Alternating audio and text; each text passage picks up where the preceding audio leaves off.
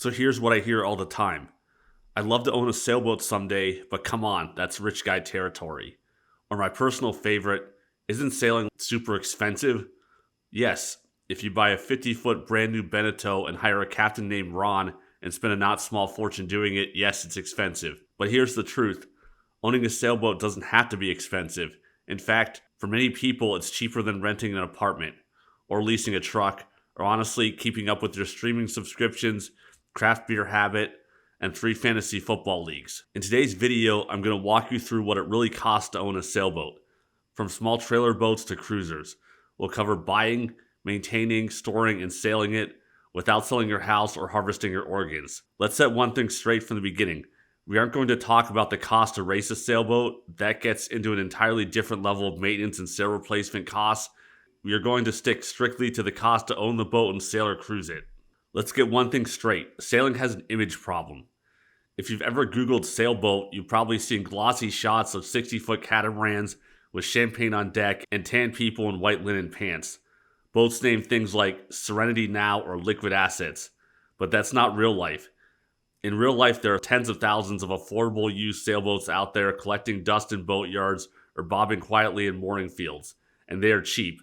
Not used car cheap, more like bicycle cheap or in some cases free. And look, the sailing industry hasn't helped. Boat shows, brokerage websites, glossy magazines, they all lean into this exclusive club vibe. They want you to think sailing is for people who drink $14 gin and wear deck shoes and no socks. But here's the secret. Sailing is the opposite of exclusive. Sailing is duct tape. Sailing is budget epoxy. Sailing is YouTube tutorials at 2 a.m. on how to replace an impeller or do an oil change with a screwdriver and blind optimism. There's a whole culture of do-it-yourself sailors out there who are trying to be as cheap as possible with their boats. I bought a 30-foot boat for $5,000. I picked up a free Sunfish that I did a lot of racing with. Both were usable as is when I picked them up. They weren't new and showroom pretty, but they had a very high fun to cost ratio. There are a lot of good value sailboats out there if you keep looking. So if you're dreaming about sailing, don't think, can I afford it? Think, how cheaply can I do this without sinking the boat or myself? Let's break down what you're actually buying. There are 2 big categories of sailboats we'll focus on. Trailerable sailboats, which are 10 to 22 feet. These boats can be towed behind a pickup or SUV, launched at public boat ramps, stored at home or cheap lots. They're perfect for lakes, protected bays, rivers, and calm coastal cruising. Weekenders, solo sailors, or couples who just want to get out there. And get this, you can get a solid used trailerable sailboat like a Catalina 22 or a Day 20 for $3,000 to $8,000. You can pick up a small dinghy like a Sunfish or Day Sailor for $500 to $1,500 that is clean, in good working order, and with a trailer. Some cheap boats need work, some don't, but either way, you're not mortgaging your house to buy one. The next category is keelboats. These are 30 to 40 feet or even bigger. Now we're talking about real adventure machines. These boats stay in the water in a marina or mooring, or maybe an anchorage. They have standing headroom. They can be sailed coastal or offshore. They're capable of doing weekend or longer trips or being full-time liveaboards. A decent used 30 to 35 footer like a Catalina 30, Pearson 35, or Islander 36 can be had for $15,000 to $45,000. That's the same price as a mid-sized SUV, only your boat comes with a stove, bed, sink, toilet, and views that change every day. And once in a while you find a unicorn, someone giving away a boat for free because they can't pay the storage anymore, or someone who has a boat, they just don't have the time or ability to clean it up or make it attractive for selling, so they dump it for cheap. I bought a really messy Hunter 34 from an old guy whose family didn't want to help him take care of it anymore. The boat was okay, just a lot of mess and unfinished projects. The guy was asking $8,000 for it. We offered $7,000. The guy said, "Oh, you guys are really nice, so you can have it for $6,500. So this kind of stuff really does happen. So how much does a sailboat really cost to own? Let's dig into some numbers. Let's start with the trailer sailors. These are the secrets of sailing really cheap. If you've got a 20-foot boat on a trailer, you don't need a slip. You store it in your backyard or a storage lot for $50 to $100 a month. You launch it when you want to sail, then bring it home when you're done. The next cost of owning this style boat is maintenance. You're not storing it in the water, so you probably don't need to bottom paint it. It's not getting exposed to the elements all the time. You're probably storing it under a tarp. Things like lines and sails may last a really long time. Stuff will break over time, but from my experience owning several 15-foot dinghy-type boats, the annual maintenance costs are a few hundred at most. A line here, a broken block there, that's about it. Let's not forget to mention sails. If you're not racing the boat, the odds are pretty good you're not ever replacing the sails until one gets so worn out it self-destructs. This rarely ever happens, even on a 20 to 30-year-old small boat. Let's talk insurance. If you're storing it somewhere, they might require you to have it. If it's in your backyard or driveway, you may choose to skip it. A lot of people do. If you do have to insure it, it's at most a few hundred a year. Most launch ramps aren't free. They usually require some kind of state park pass or other fee. Metro parks and DNR passes here are less than $100 per year. So here's a breakdown for a typical trailer sailor year. The storage lot's $1,000, insurance $300, registration $50, maintenance and repairs $300, launch ramp fees $50. The total per year is $1,700 or $142 a month. You can own a small boat for well under a car payment, and that is even if you have to pay for storage and insurance. If you can store it at home and you don't have to insure it, your annual cost is more like $500 a year or less. That's the magic of going small. Small boat equals small budget equals big fun. Okay, so let's talk about the big 30-foot and up boats. Here, owning the boat has a lot more baked-in costs, but you can still do it for a very reasonable amount if you're budget conscious. Let me start with one disclaimer. The bigger the boat, the bigger the marina cost and everything else that goes with it.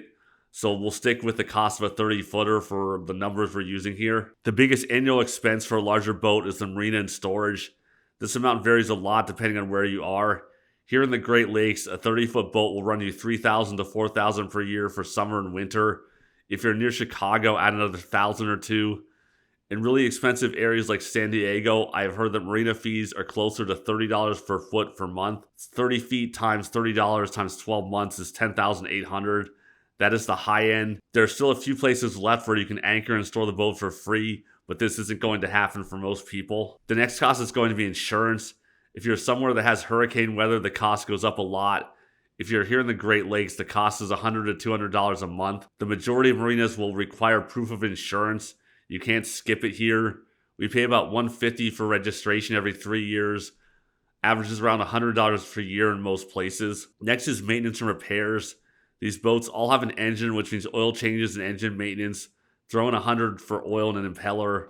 Throw in another $100 for antifreeze to winterize it. I have found that I need to replace 1 or 2 lines a year at $100 to $200 each.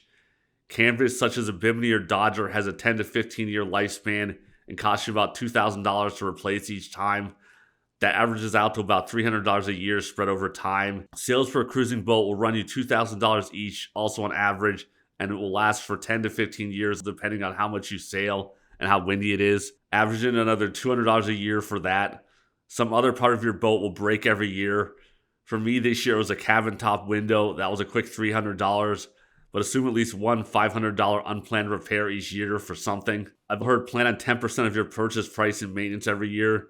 This rule doesn't make a lot of sense to me. A new 30-footer costs $300,000. A used one can cost $10,000. That gives you a range of maintenance costs from $1,000 to $30,000 a year. Another rule of thumb I've heard is $100 a foot for the boat length, which would be $3,000 for a 30-footer, which is more reasonable for a high-end estimate. We bottom paint the boat here every winter. My 32-footer takes 3 cans of VC17. If I thin it and am careful to waste as little as possible, that paint is running around $80 a can now, so it's another $240 a year. We'll round it out to $300 for other painting supplies. Haul out is included with our winter storage here. In other places, a haul out can run you $500 to $1,000. I burn about a tank of diesel every year from day sailing, which is another $75. So here's a breakdown of the low end versus the high end cost for what you might expect to pay for a 30-footer. At the low end, you have a marina slip for $3,000, insurance for $100, registration and documents $50, maintenance and repairs $1,400, haul out and paint $300, fuel $100. So your total per year is around $4,950 or just under $5,000. At the high end, your marina slip might be $10,000, insurance is $500. Registration and docks are $100, maintenance and repairs $3,000, haul out and paint $1,500, fuel $500 if you're doing a lot of cruising or long distance stuff. So your total per year might be closer to $15,600. If you're in an inexpensive area, you DIY everything on the boat yourself, and you aren't part of the sales buying arms race that racers take part in, you can own a 30-footer for under $500 a month. If you're in a really expensive place and you're hiring everything out, that can grow to something more like $1,500 a month. That example was for a 30-footer. If you want to go bigger, the cost goes up. A 40-footer will cost roughly double what a 30-footer will. The marina slip gets twice as expensive. Insurance costs more. It needs more bottom paint. All the ropes are longer and thicker. You get the idea. Bigger boat equals bigger bills. What about the horror stories? You've probably heard these before. Don't get a boat. It's a hole in the water you throw money into. Boat stands for break out another $1,000. I bought a $5,000 boat and spent $25,000 fixing it. My divorce started with a fiberglass blister. Here's the deal. Those stories are usually about people who didn't budget, didn't inspect the boat, and bought something broken thinking it'd be a fun project. If you buy smart, inspect properly, and do basic maintenance, owning a boat can be as manageable as owning an old car or house. Every now and then you may get hit with a whopper of an expense, I won't lie. If you need to repower the boat because the engine died, that can easily run you $20,000. Most diesels don't just die though. They are murdered over the course of many years of poor maintenance. Nothing causes big expensive boat repair bills faster than neglecting small regular maintenance items. Want to keep your boat ownership affordable? Here's what the budget savvy sailors do. Do your own maintenance, learn how to change your oil, clean filters, patch sails. YouTube is your friend. You can learn almost everything from engine maintenance to fiberglass repair. If you pay someone to do something, the starting rate is $200 an hour before you get the parts. Buy used gear, life jackets, anchors, lines. So much can be bought secondhand. Even odd items like a compass, lines, blocks, or autopilots. Join a sailing club or co-op. You get access to boats without owning one. There may be a club nearby with club boats members can use. Yacht clubs can sometimes be cheaper than traditional marinas because more of the work is done on a volunteer basis. Choose marinas wisely. A slip 20 minutes away could be $300 a month cheaper than one downtown. Here, Lake Erie marinas tend to run $1,000 per year cheaper than Lake St. Clair marinas. Keep in mind, sometimes a cheap marina will have a long motor out or some other reason that is cheaper. Avoid project boats unless you love frustration. Fixing a boat takes time, money, and frequent emotional breakdowns. You might save money on the initial purchase. You might spend a lot more making it seaworthy. I've done it before, but I won't do it again. I avoid any boat that isn't in at least saleable condition at the time I buy it. Ugly is one thing, broken is an entirely different thing. And above all, start small. You can always upgrade later. The bigger the boat, the more it costs. I always recommend starting small and then figure out what you really want for your second boat, because there's always going to be a second boat no matter what you bought for the first one. So is owning a sailboat expensive? It can be, but it doesn't have to be. If you're smart, handy, and flexible, you can sail for less than you spend on cable and coffee. You don't need to be rich. You just need the courage to try something different and maybe the willingness to get a little messy along the way. If you like this video, give it a thumbs up and subscribe for more practical sailing tips, and leave a comment below. What's your biggest question about boat ownership, or what's your dream boat? Thanks for watching. Keep your sails full and your dreams afloat. See you out in the water.